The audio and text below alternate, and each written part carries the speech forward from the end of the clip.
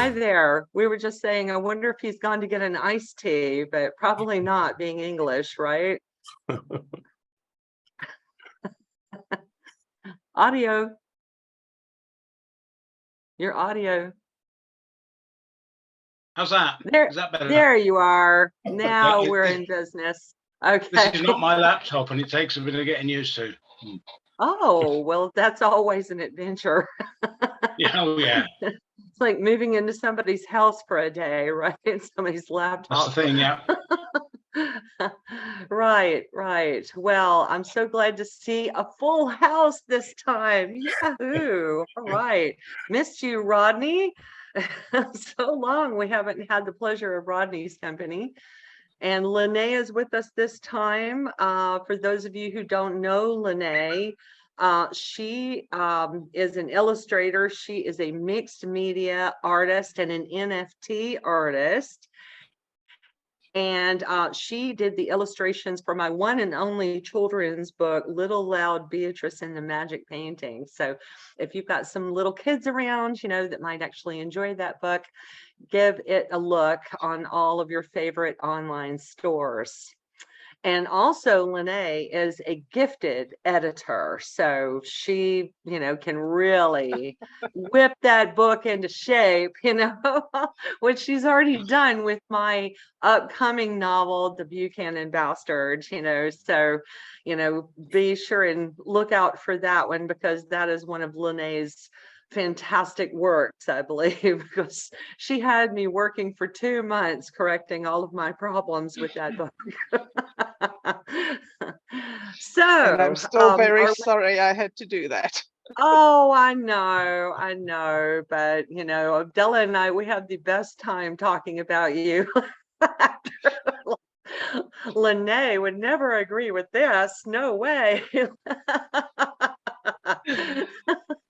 I think Lené's head would blow up, because she has such a wonderful sense of logic, and everything should be in order. And that's what makes a great editor, though. So, let's be real. We need that in our lives, being writers. And also, Lené is a writer herself. So she's like a voracious, crazy reader. How many books do you read per year, Lené? I don't keep count at the moment, but when I was 18, I was fixated on recording it, and in 1 year I read 360 books. Wow! Holy moly! No, she reads really fast. In fact, that made my son Abdullah, who you guys met on the program once, he was our guest. He was personally challenged by that and started timing how fast he could read after that. He wanted to compete with Lené because she's a superhero in that regard. She's like, yeah, it's on, bring it, man. So are we gonna, I guess we can get started with the recording. Have we started? Are we recording yet? Have started, and you're enjoying it so much. I didn't get the cue. Sorry, guys. All right, that's why we call it free talk, right?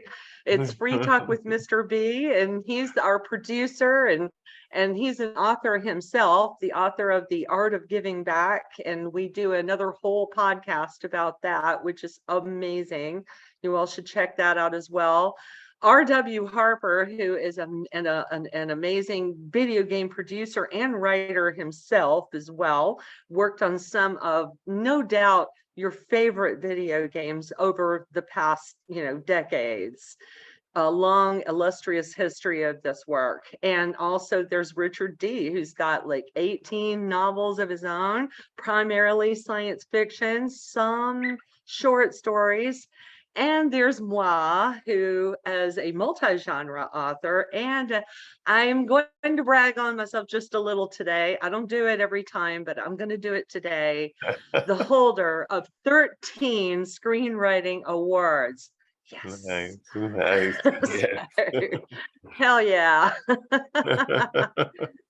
So we're talking storytelling, and storytelling is what it's all about. And today's topic is love versus fighting, love or violence. You know, we have books in both genres. People really do like a good fight, you know, at the end of the day. I mean, there's, you know, the new series Cobra Kai, you know, has been taking off and becoming like Netflix's #1 series right now.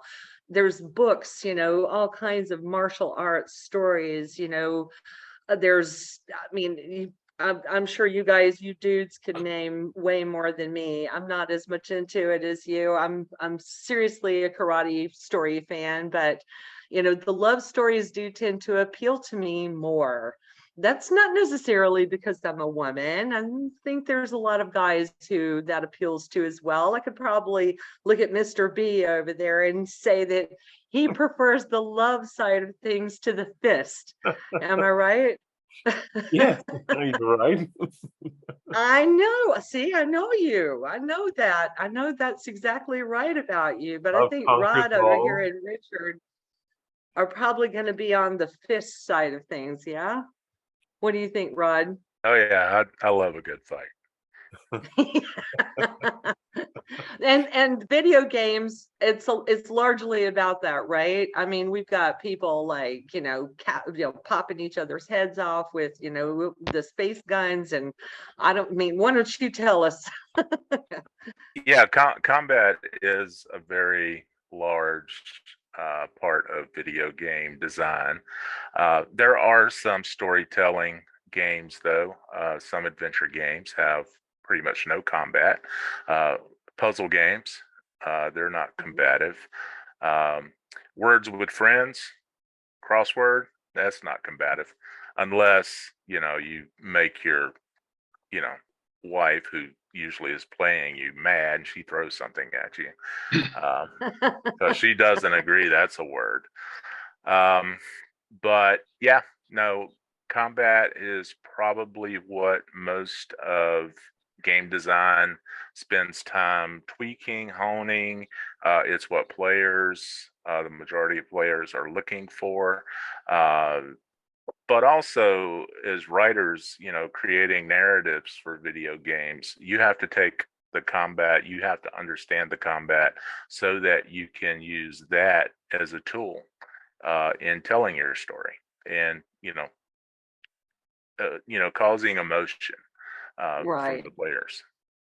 And building that tension, I guess, building up to the moment of the fight, you know, and all Yeah. the stakes that are there, you know, what will happen if they win or they lose, they live or they die. It's all just, you know, Yeah. up to that heart pounding moment. And Yeah. in a writing analogy, it's very akin to plot points, pinch points, and those type of terms. You know, whenever you get to a character fight or the culmination fight, we call boss battles. Boss battles. Now I've heard Yeah. my kids talk about boss battles. Yeah. That's the most important one. Yes. And it scores the most points, I'm assuming. Yeah, and it's usually the termination of a story or a story arc. Awesome. Awesome. It sounds very cool, actually. How about you guys? Do you play video games, Lené? Are you a gamer?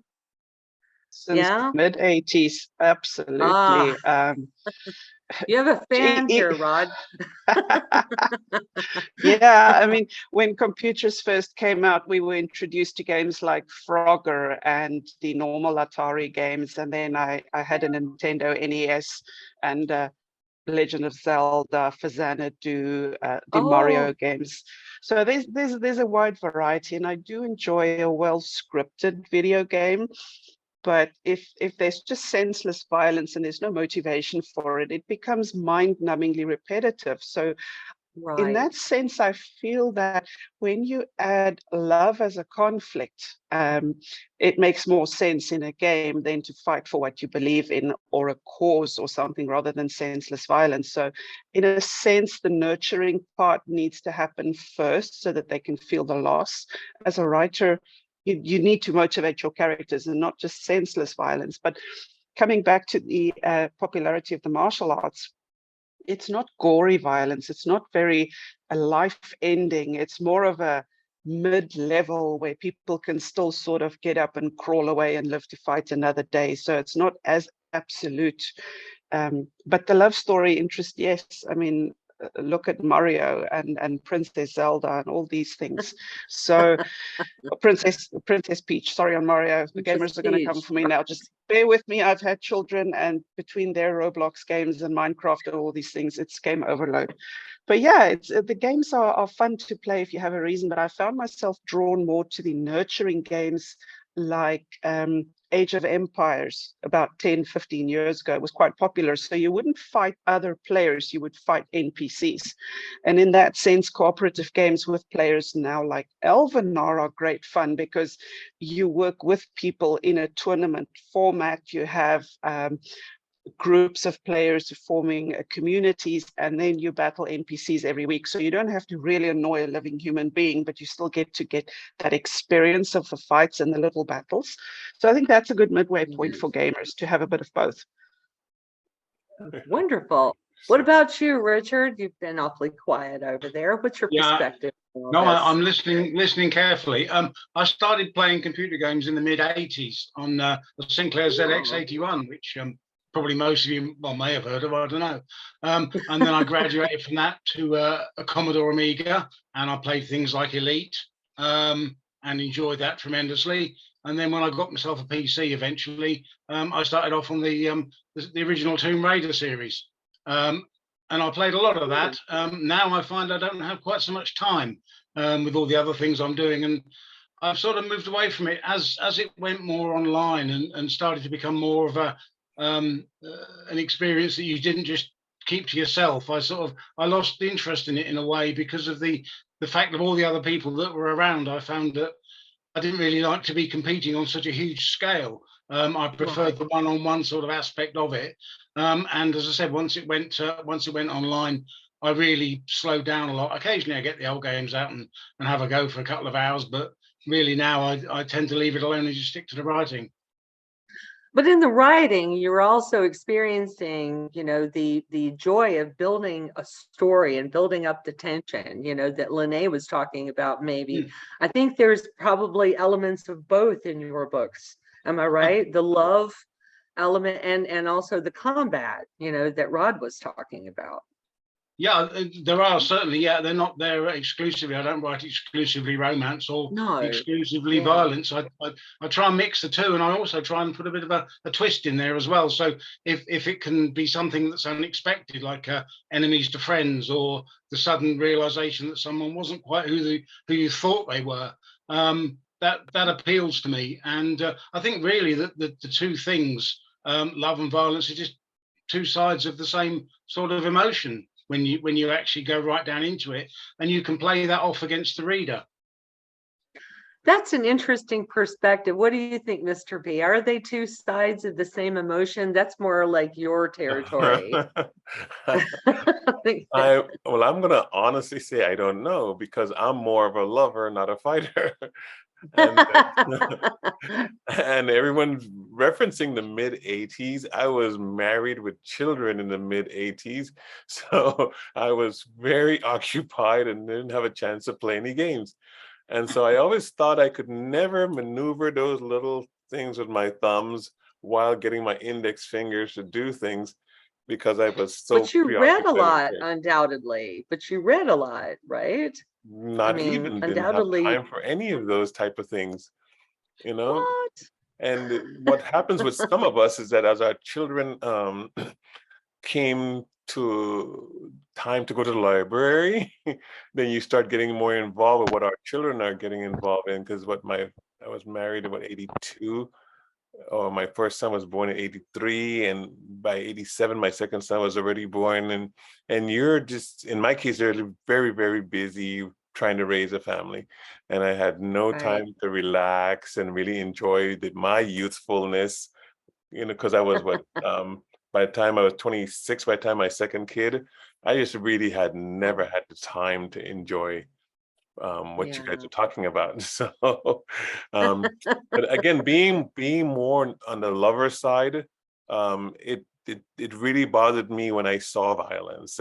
It's just not the style, not my style. But I love martial arts. I was trained in martial arts as a young man, and one of the things, Oh, oh yeah, is one of the things that Lené that's said something is we that didn't know about you. What belt gosh, did you get? I love martial arts, and to watch all of the movies back in the day. That's probably why I married a Chinese wife. You never know.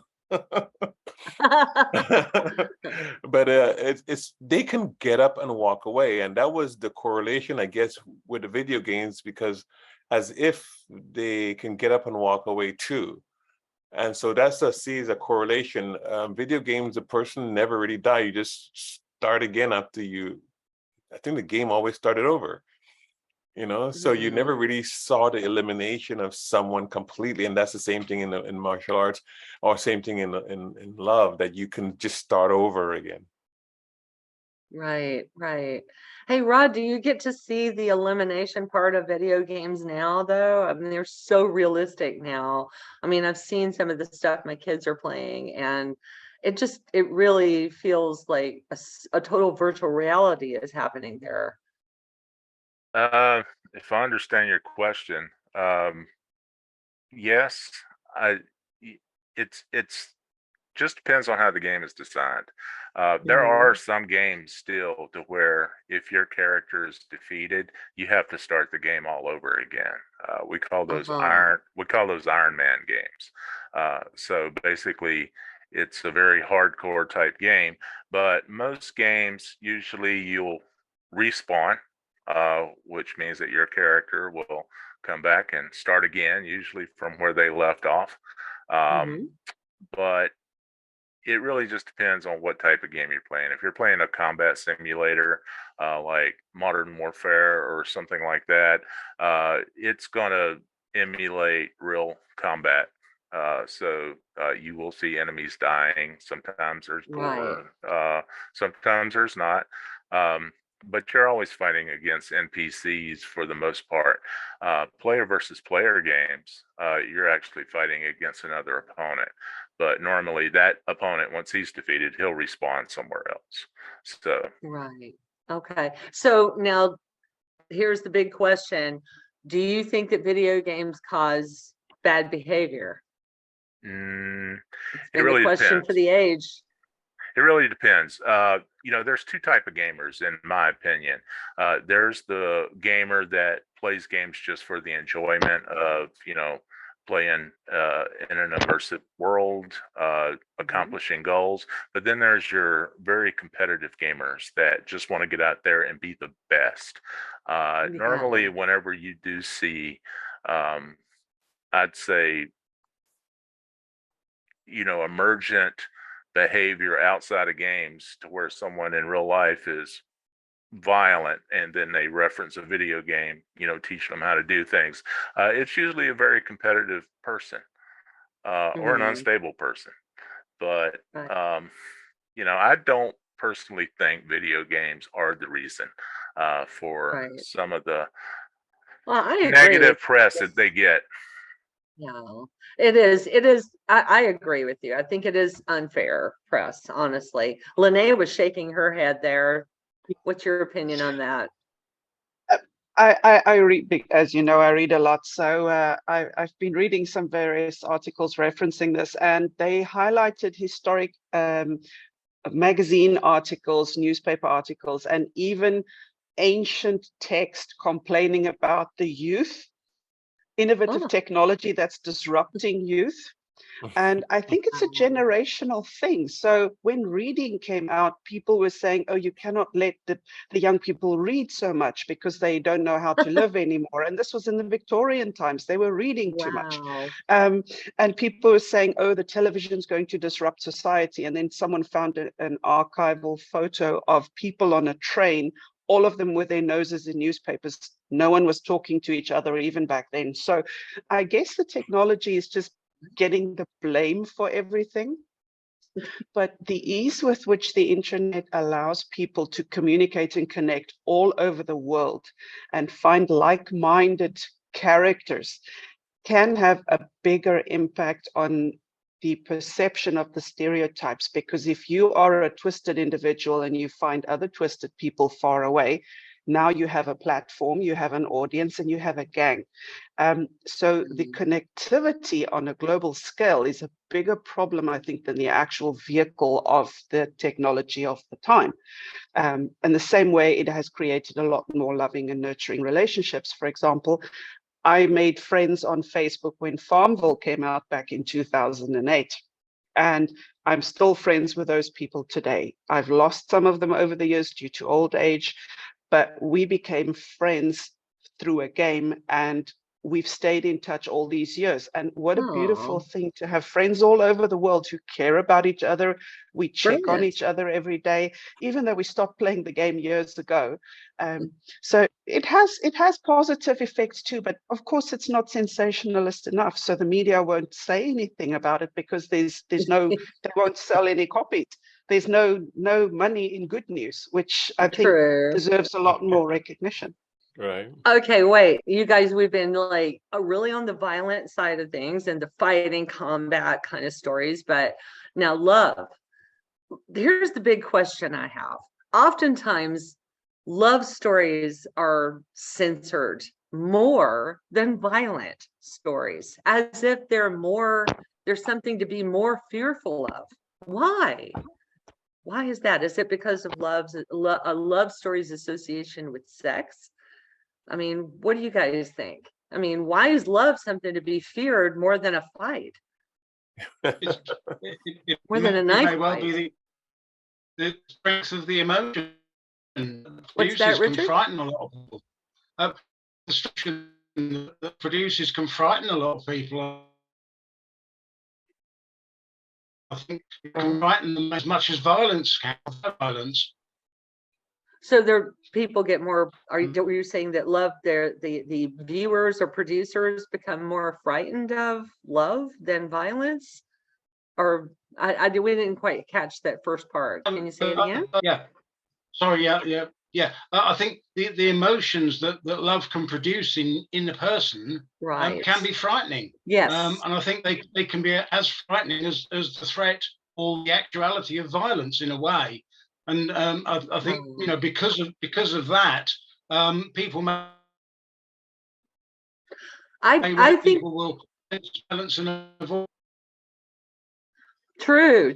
I get you that love can make you feel vulnerable.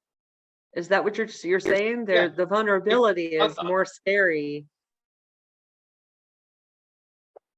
Yeah, either the emotion of love or the emotion of profound effect on you. And it's the same. It's fight or flight, isn't it? Yes. Right. True that. And I try and use that in writing, in the way that you say, well, yeah, that's okay. If it's game over, you get up and start again. Well, it's the same thing in love. If it's game over and you're out of love with someone, then you have to get up and start again. But that can also bring its own emotions with it, because you can be frightened to start again because of what happened to you last time. That's true. And a lot of love stories actually they really focus on that point, somebody who's been really hurt. And they even use languages of battle. In fact, I've been hurt, I've been destroyed, I was run over by a truck, from my last relationship, ran a Mack truck over me. I'm not quite sure that I want to get out there again. I'm scared. I mean, that almost sounds scarier than a story of people beating the crap out of each other, right? Oh, yeah. Some of it goes along with what I was saying too, because from a literary sense, I don't think the violence gets policed as much as the love, like you're saying, because the love in literature is as if they're thinking it's leading to eros. It's the form of love, sexual form of love, like you were saying. And they're forgetting about so many aspects of love in literature that talks about failure, that talks about agape and talks about other aspects of love that fills the heart, and it has nothing to do with eros at all, because the majority of good love has nothing to do with sex, but it's quickly monitored by the sex police or the moral police, quickly thinking it's just going to lead to that. And you don't see violence leading to babies. You don't see violence leading to infidelity. Well, not always. Okay. I suppose. But you can see how it's there could be easily instances of that, though. Oh Lord. But from a literary sense, I think it's just gets the moral police jumps right in and forget that there is something else going on. And why don't you keep an eye on the violence, and let's us keep an eye on our love. Yeah, true. I mean, this is what a lot of us end up saying, right? I mean, Lené, you've got young daughters at home. I've got, there's I was going to say teenagers, but actually I don't. None of mine are teenagers anymore. But back when they were teenagers, I mean, that was one of the things that really puzzled me. What's up with the violence being out of control, in literature and books and movies and everything. But, love is something so monitored. I think that's sending the wrong message. Love should be more encouraged, and love, whatever kind of love a person can find. Love is love, I mean, that's always something good to have in your life, yeah. And so many stories are not just always love of, a partner, to one another, a romantic partner. It's, let's say the love of two sisters, have for each other, or, parents and their kids, or what parents would be willing to go through to save their children. There's all kinds of love stories out there, right? I mean, stories of the heart. Anybody else have any closing remarks you want to get in there about this? I would just want to say and put this out there that actually non-judgmental love and genuine wishing for wellness and happiness for people is the most powerful emotion in the world, and it scares a lot of groups. And therefore, for them to more easily have a thumb on their own environment in ways to exploit for money or power, just feed the people the violence and keep them in such a level of fear that they forget to love. And I've seen it in various communities in various countries, and bless the decentralized finance zones and the Web3 developments, because communication and finding more people who feel the same way all over the world is changing a lot of situations where we can honestly support each other and remove that fear factor, because fear is the easiest thing to indulge in. If someone is scared, you give away your power over yourself. And in that sense, it makes you more vulnerable to whatever purpose they've instigated this, whether it's for monetary gain, control, whatever.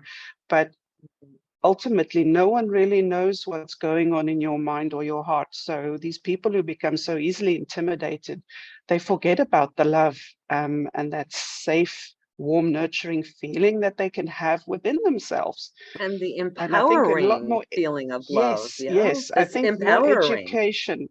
It needs more Yes. education because people don't realize they're allowed to feel it. So yes, more education in respectable and different forms of love.